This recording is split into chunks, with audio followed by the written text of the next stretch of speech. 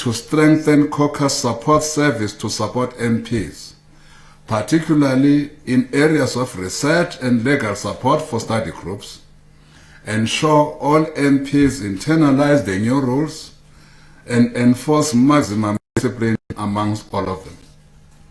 Regarding discipline, the Wipari Collective has put in place an attendance tracking and performance evaluation mechanism to drastically curb absenteeism and discourage laziness and idleness.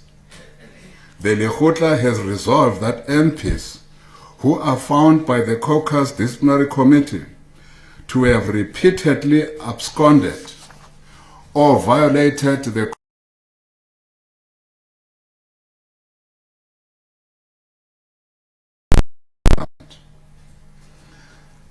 public deserves representatives that takes their parliamentary tasks seriously and demonstrate commitment to serve.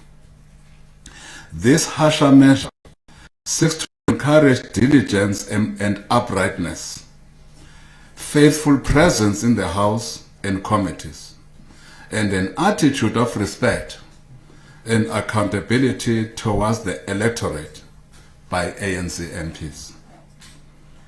MPs who repeatedly demonstrate scant regard for the duties entrusted on them by the electorate must make way for those who are prepared to serve with dedication.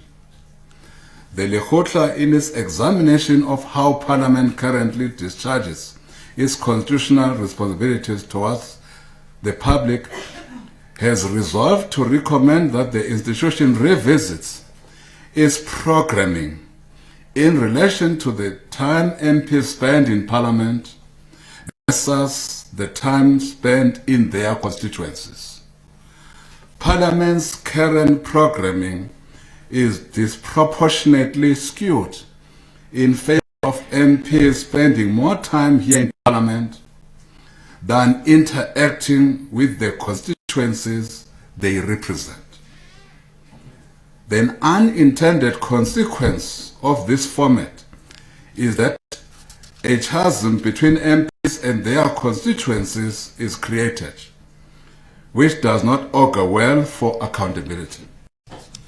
Constituency outreach is a crucial function of an accountable People's Parliament, and therefore, lekgotla has recommended that Parliament look into a possibility of 50-50 balance between the two functions. This recommendation does not in any way underestimate the volume of work, including legislative work and intensive budget processes, which takes place behind the walls of Parliament. The lekgotla reflected on the functionality of the Chief Whip of the majority party, particularly in relation to the unique and extraordinary institutional responsibilities placed upon the office in line with our system of Parliament. The office is responsible for certain responsibilities relating to the political management and coordination of the work of Parliament, in addition to the ordinary party tasks, without additional support or resources from the institution of Parliament. There is an existing decision that Parliament ought to provide appropriate support for the office proportional to the institutional functions for which it is responsible. The current situation in which the party is forced to allocate its limited resources to fund institutional functions is not only unsustainable, but also detrimental to the quality of the work of the institution. The lekgotla discussed the ongoing volatile situation at various institutions of higher learning relating to the protest for free education at that level. The ANC remains unwavering in its commitment for the realization of free higher education for undergraduates from poor and working class families. free education is already being progressively implemented. No fee education at poor public schools has already been realized, and poor students at all TVET colleges are receiving full bursary grants which they don't pay back. Students who are on NSFAS receive a full bursary for their final year of study. Next year, about 75% of the student population will not pay any fee increase. The lekgotla was sympathetic to the demands of the protesting students and has appealed to them to conduct their protest peacefully and within the confines of the law. The lekgotla expressed concern at the adverse effects the ongoing protest will have on this academic year, both for these students, the new students who are set to join these universities next year, and for the country's economy. All key stakeholders are therefore called upon to urgently sit down around the table, find one another, and thrash out a settlement. The HERE Commission into Free Higher Education, which was agreed upon by all stakeholders, is also called upon to accelerate its inquiry and report back to the nation. We understand that the Commission is scheduled to release this interim report during the course of next month, thereby bringing us closer to the solution on this issue. The Minister of Education and Training is also scheduled to make a statement in the National Assembly next week. Caucus calls upon the Portfolio Committee on Higher Education and Training to facilitate dialogue with all stakeholders with a view to find a solution to the current impasse. The Portfolio Committee must also embark on a program of engaging all stakeholders at all institutions of higher learning. We have no doubt that all parties involved in this dispute have the necessary leadership abilities to exercise cool heads and find one another on the most contentious issues underpinning these problems. All stakeholders must do everything necessary to save the current academic year and find a lasting solution for the progressive realization of free education. On the situation at the SABC, the lekgotla endorsed a parliamentary inquiry into the fitness of the board to hold office. The inquiry must be conducted without delay to speedily arrest the collapse of corporate governance and save the institution. The board's continued disregard for the call to immediately rescind the irrational and unlawful decision to appoint the former COO to another position was strongly condemned by the lekgotla. The board's intransigence continues to demonstrate a flagrant disregard and disrespect for Parliament, the judiciary, the executive, and the people of South Africa, and must therefore be stopped. On international forums and the interparliamentary relations, the lekgotla has called for a better management of Parliament's international obligations to ensure that such engagements serve our interests. Equally, it is important that our national interests are clearly defined, given the fact that South Africa continues to make significant investments of resources towards conflict resolution in the continent. The selection of South Africa as the host country for the Pan-African Parliament (PAP) was a significant recognition and triumph for both South Africa and the SADC region. The lekgotla has resolved to engage Parliament and the Department of International Relations and Cooperation to ensure that we continue to improve on our responsibilities as a capable and worthy host of such an august institution of the African people. This must include developing guidelines regarding the protection and welfare of PAP delegates to ensure that they discharge their responsibilities under welcoming conditions. Complaints and dissatisfaction relating to the welfare of PAP delegates must be attended to and swiftly resolved to ensure that both PAP's ability to perform its legislative mandate and South Africa's reputation as a capable and warm host are not compromised. We thank you. Thank you very much, Chibuk. You will get your copies of the statements. And we'll now open for any 30-second questions. I recognize you, SABC. Okay. Only three. Okay. The statement was very clear. Great. Four. Yeah, four in that order. Can I go? Yes. Chief Whip, hello.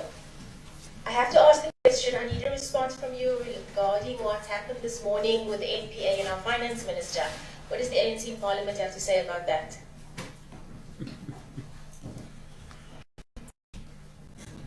It was not a matter that was discussed at lekgotla, but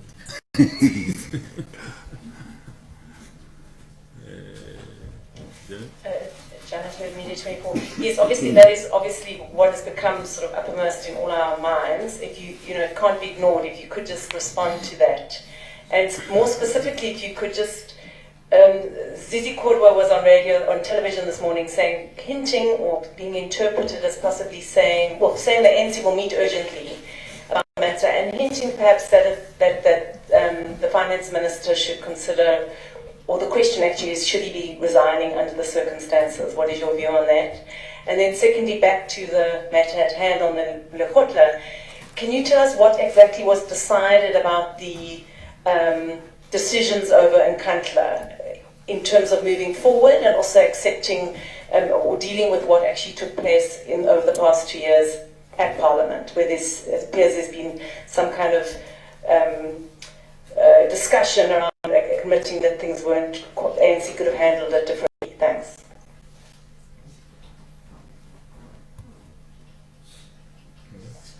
Thanks, David. Eyewitness News. I'm pretty much covered on the Finance Minister. And just further to the Ganja question, because we still have the report that came out of the committee that was exonerating and accepting what the Police Minister had said. So what is the status of that? And is it likely that there will be a resolution before the House to set that aside? I mean, do you reopen the thing? I think we just need some clarity.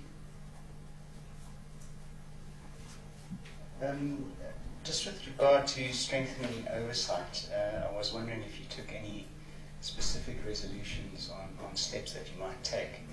I mean, to be honest, I don't think I've ever heard a Chief Whip saying that there shouldn't be robust oversight over the executive.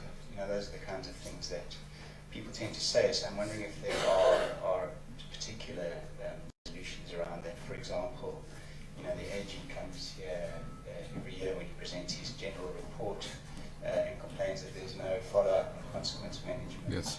That kind of thing. Thanks very much. Okay, thanks. Do we have statements? More statements? That's it.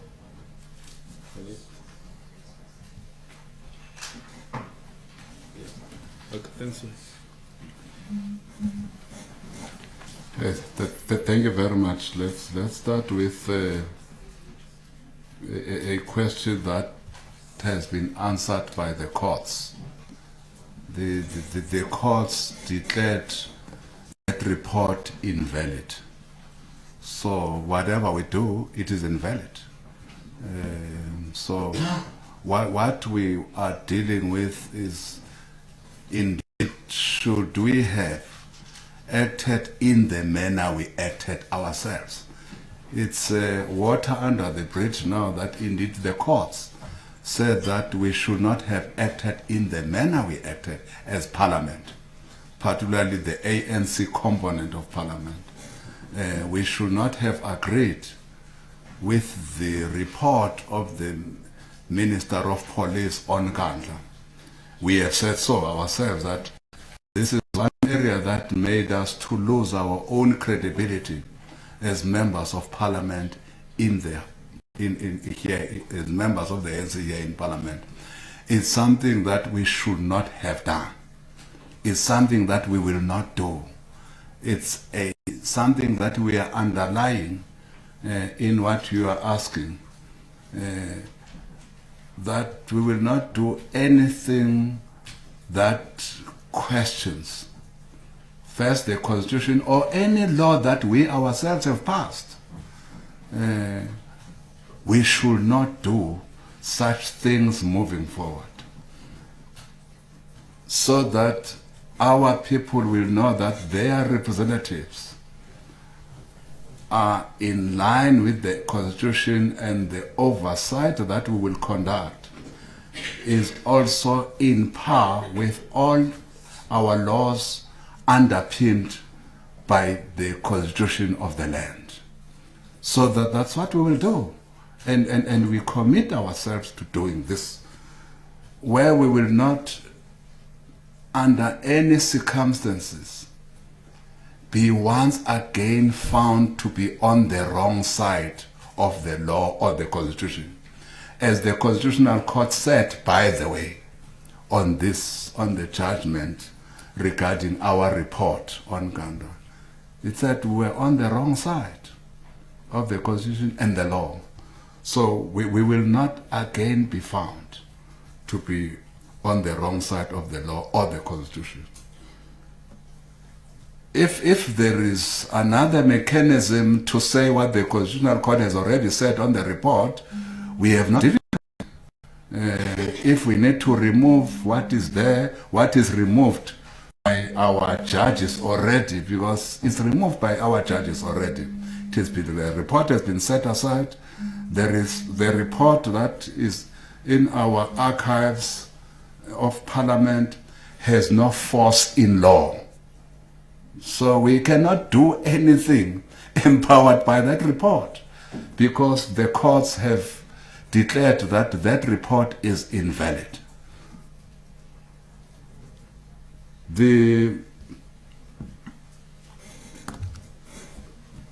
Our response on the NPA, you did receive the statement of the ANC. We stand by the statement of our organization on this matter. Safe to also say that many of us respect the honesty of PG, our Minister of Finance. Whilst we are, of course, requesting that there should be cooperation between those who are charged and those who are charging, from where I sit as a person, I have a lot of respect for Comrade PG. He's a start of our movement, and again, as the statement of the ANC says, he remains innocent until proven guilty. And I'm convinced where I'm seated that he's an honest man. Of course, let's allow the law to take its course. I'm still convinced that PG is a wonderful person, is an honest person. Let's see what gets out of the law process. Probably these statements that we are saying could be proved by the outcome of what has now started. We will be with him, some of us, all the way to wherever he's going. We'll accompany him there, if need be, to the courts. As an ANC comrade, as a cadre of our movement, as a disciplined cadre of our movement, and as a wonderful finance minister. I'm speaking, and as Moloto says, this matter did not arise in the lekgotla. it arose today. So I'm speaking on this matter as Jackson Mthembu, a person who serves with PG in the National Executive Committee of the ANC. Therefore, of course, it has been said that there will also be ANC meetings, etc., etc. We are looking forward to those meetings. But again, as ANC, we are saying, if the law has got to take its course, let's take its course, and let all those who are charged cooperate. But it does not take away the respect and the integrity of Comrade PG from where I stand. Thank you. I apologize for the colleagues on the left for getting these statements late. The right is always advantaged, comparable to the left. So. Second round. Let's start from the left. Thanks, Is it extreme left? This is ultra on my left. You'll go first and then you.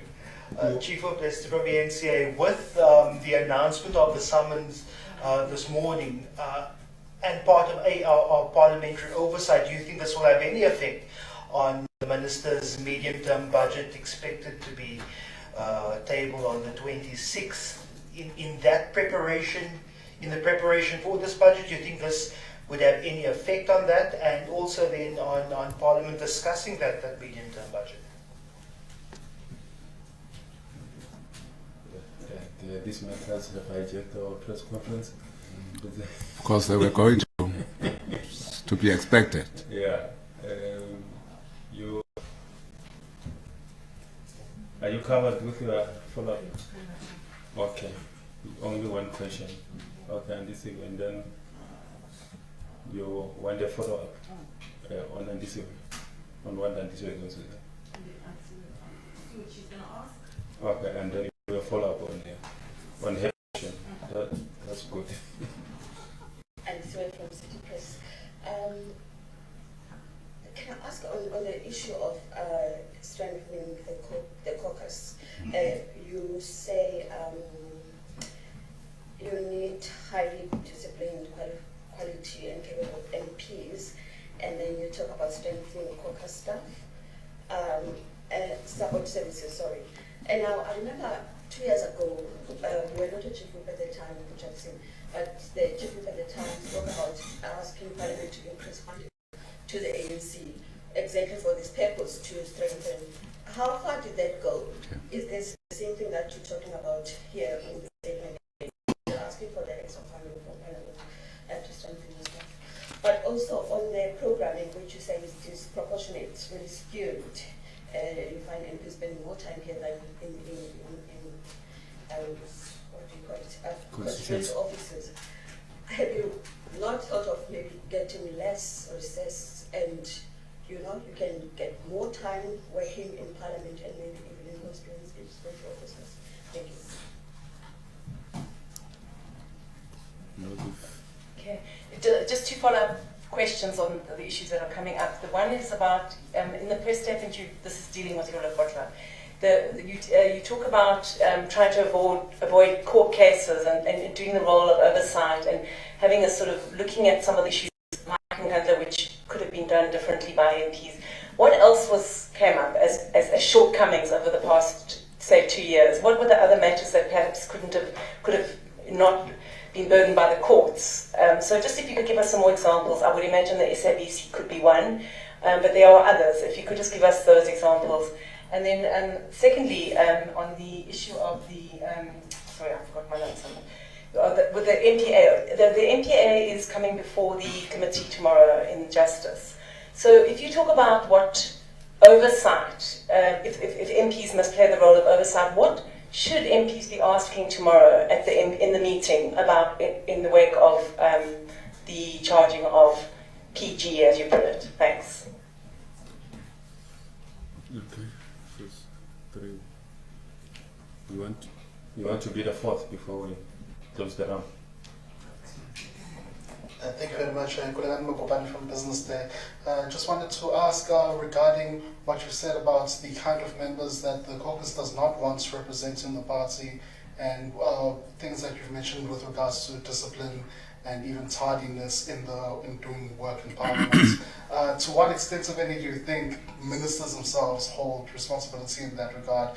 Because many other members have complained that ministers would be no-shows in the House, and if they do show up, they either avoid questions by not answering or trying to find spurious grounds on which not to answer questions. So to what extent, if any, do you think ministers would be responsible for that, and how to work around that now that it's business unusual, as you say? Thank you. Maybe let's start. When we talk about MPs of the ANC and members of caucus, they cut across. So they will mean everyone. You will expect all of us to act as ANC MPs that our constituencies will be proud of. Whether we answer questions, whether we are participating in the debates in the House, whether we are participating in the portfolio committees. So all of us, you will know that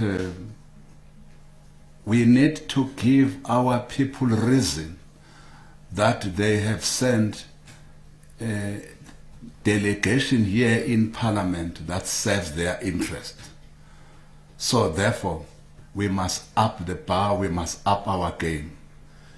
Whether we are ministers or we are deputy ministers or we are ordinary MPs, all of us have a responsibility to act in the interest of our people. So that will speak to everybody.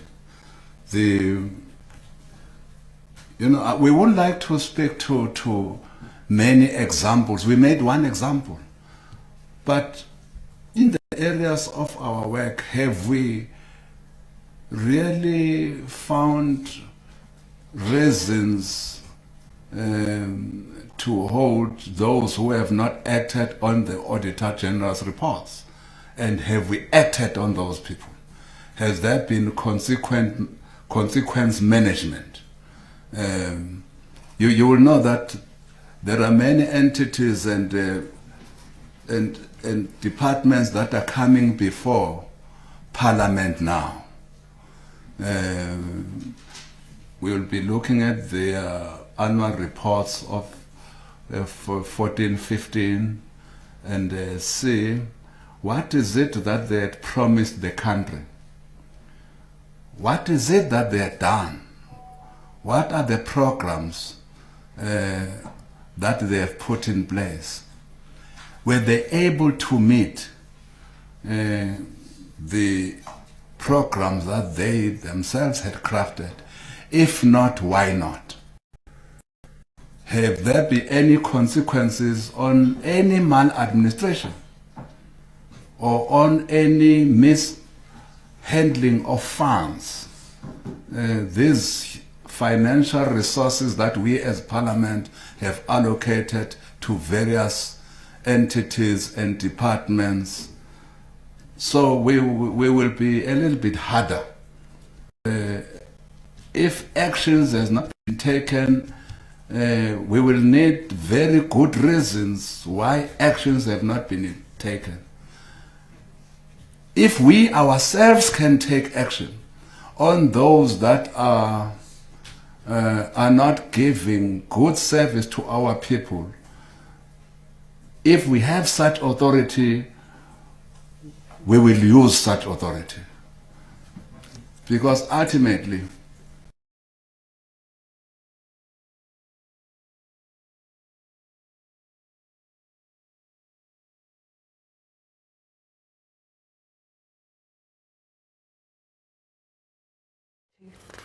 all right, we seem to have lost the connection with that. Of course, Jackson Mthembu speaking about the caucus lekgotla, saying that it was characterized by frank, robust debate, also saying that the ANC must now be seen to be working in Parliament without fear or favor. Also going on to say that the party will